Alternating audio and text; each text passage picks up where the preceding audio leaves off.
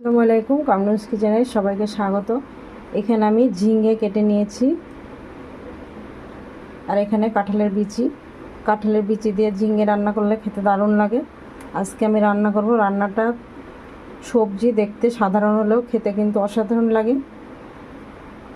আমরা সবজি রান্না সবাই জানি, কিন্তু এক একজনের রান্নার এক এক রকমের।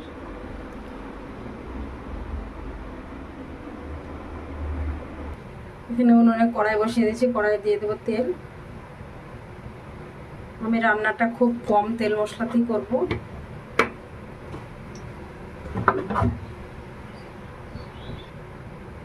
এখানে রসুন থেতো করে নিয়েছি,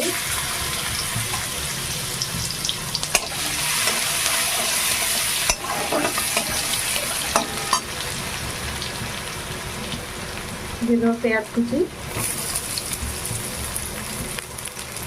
কাঁচা মরিচ কুচি,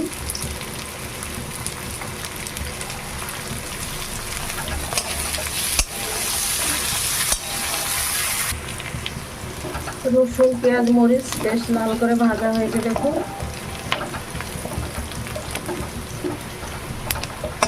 এবার আমি ঝিঙেগুলো আর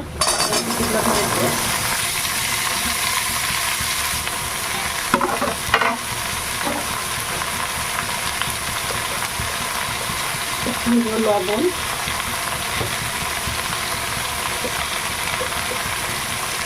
হলুদ, জিরে ধনিয়ার গুঁড়ো, দিয়ে দেবো আদা রসুন বাটা।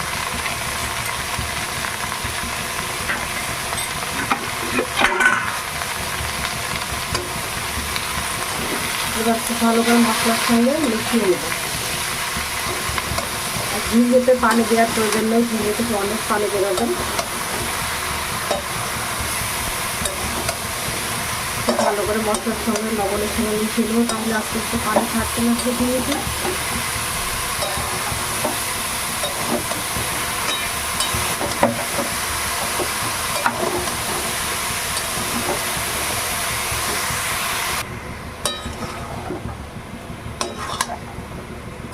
ঝিঙেটা আগুনের তাপে দেখুন লবণের সঙ্গে মিশে নাড়তে নাড়তেই পানি বাড়াতে লেগেছে। এই যে ঝিঙেতে প্রচুর পানি থাকে, তাই এতে পানি দেওয়ার কোনো দরকার নেই। এই যে দেখুন পানি। এবার ঢাকা দিয়ে দেবো। খুব ভালো করে মশলার সঙ্গে মেশানো হয়ে গেছে।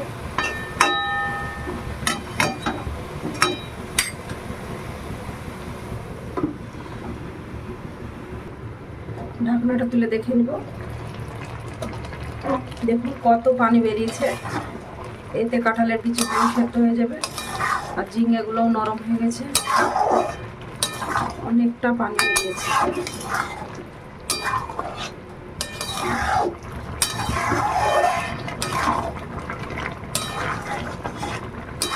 এবার পানিটাকে শুকিয়ে ভালো করে রান্না করে নিতে হবে।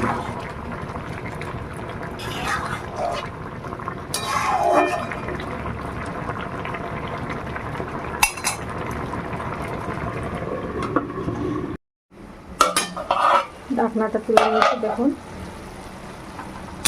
পানিটা অনেকটাই মরে গেছে, আর কাঁঠালের বিচিগুলো খুব ভালোভাবে সেদ্ধ হয়ে গেছে। আপনারা চাইলে এরকমও রাখতে পারেন, আবার যদি ভাবেন যে আরেকটু পানি শুকিয়ে নেব তাহলে সেটাও করে নিতে পারেন।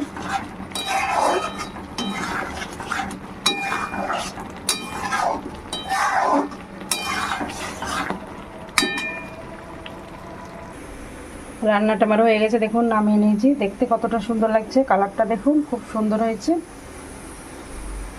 খেতেও কিন্তু খুব ভালো লাগে। ঝিঙের তরকারি এইভাবে কাঁঠালের বিচি দিয়ে ঝিঙে তো খুবই ভালো লাগে। আপনারা অবশ্যই বাড়িতে এইভাবে রান্না করে খেয়ে দেখবেন। আর ভিডিওটি যদি ভালো লাগে থাকে লাইক করবেন, কমেন্ট করে জানাবেন কেমন হয়েছে। আপনারা সবাই ভালো থাকবেন, সুস্থ থাকবেন। আল্লাহ হাফেজ।